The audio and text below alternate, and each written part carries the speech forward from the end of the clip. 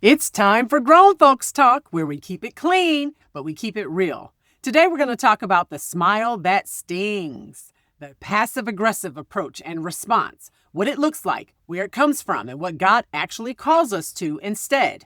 So what does passive-aggressive behavior look like? It's when you are upset, and instead of saying so, you get quiet, real quiet. You say, I'm fine, when you absolutely are not fine. You do the thing you were asked to do, but you do it wrong on purpose. You don't show up when needed. You give one-word answers. You quote unquote forget things that are inconvenient. You make little comments that sting and then say, I was just joking.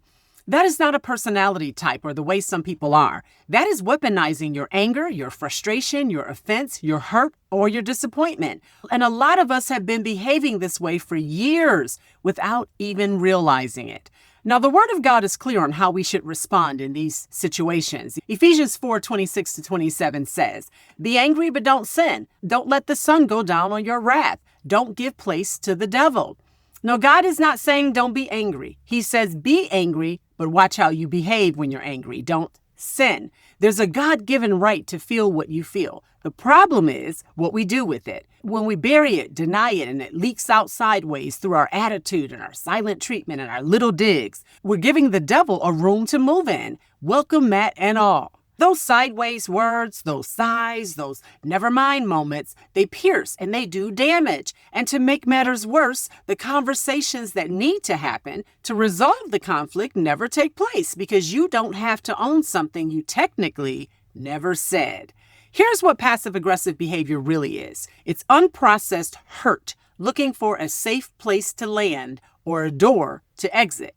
And most people who operate this way were taught indirectly or directly that direct communication is dangerous. Maybe you grew up in a home where speaking up got you punished. Maybe you learned that saying I'm hurt made you a target. Maybe you watched the adults around you handle conflict by going cold and withholding love until the other person caved. So you learned to communicate in code. You learned to send signals. Now you are in adult relationships at work, in your marriage, in your friendships, in your church, and you are still speaking in a language that nobody around you can decode. You expect everyone around you to be a mind reader and an emotional regulator.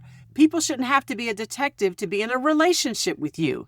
The person on the receiving end knows something is wrong, but they can't name it because you won't name it. You're not fooling anybody. They feel the cold. They feel the distance. They know you're upset. They feel like they did something wrong, but they just don't know what. And over time, that destroys relationships. You think you're protecting yourself, but you are building a wall brick by brick. Every time you refuse to say the real thing, what you are really feeling and thinking. So if this is you today, I need you to hear this without shame or offense. You are not a bad person. You are a hurt person who learned to survive, but surviving and thriving are two different things. And the tools that kept you safe in a hard season can become the very things that destroy your relationships in a healthy one. So you need to ask yourself honestly, do I say fine when I'm not? Do I punish people with my silence? Do I make snide comments and then say, I was just joking? Do I do things halfway when I'm upset or refuse to act as a way of expressing what I won't say? If you answer yes to any of these, this is the good news I have for you today. Passive-aggressive behavior is learned.